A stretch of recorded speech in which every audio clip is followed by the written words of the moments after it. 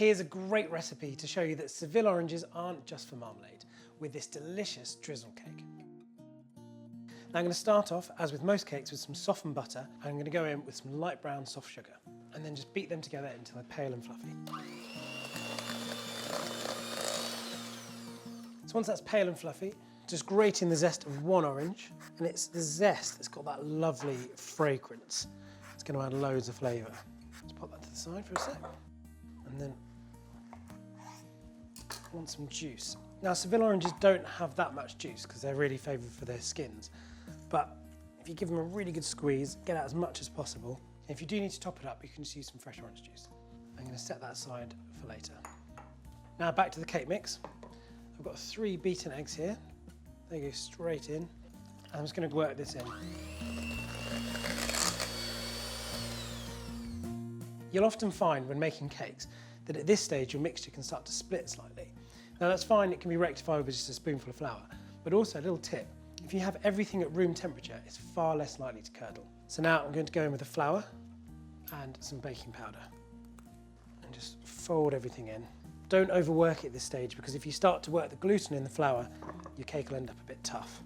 Once that flour is all incorporated and there's no little pockets left over, just add some of that reserved orange juice, about a tablespoon. And just fold that in until you've got a lovely smooth batter. So just take a loaf tin, and I've just greased and lined it. I'm just going to tip the mixer straight in and then just smooth it down, making sure you get it right into the corners. Right, so that's ready for the oven. I've got it preheated to 180 degrees. This is going to take around 45 minutes to an hour. And as ever, just to check that it's cooked through, take a little skewer, pop it into the middle, and if it comes out clean, it's ready. And now for the drizzle topping. It's just orange zest, juice, and some sugar. But for the full list of ingredients, just click on the link. I'm just going to put some zest into the bowl first. Make sure you use a really fine grater as well, so you don't get any large chunks in there. Some more juice. Now you need about 4 or 5 tablespoons of juice to give you enough liquid to dissolve the sugar. So I'm just going to top mine up with a little bit of fresh orange juice and then in with some golden granulated sugar. And then just take a spoon and give it a stir. It's always best to do this whilst the cake's in the oven and then leave it to stand. So there you go, just let it sit and it's ready for the cake when it comes out. So cake smells ready and it's looking great. It's got a really lovely crust to it and you get that lovely citrus aroma from the zest. Let's take that out. So now I'm going to take a small skewer and dot all over so that the cake absorbs that drizzle mixture.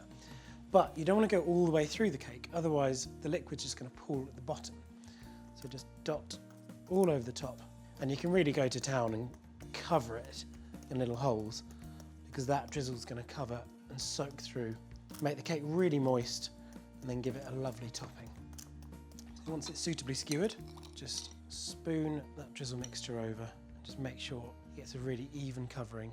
It's really important to do this while the cake is still hot out of the oven, just to allow that drizzle mixture to really absorb in.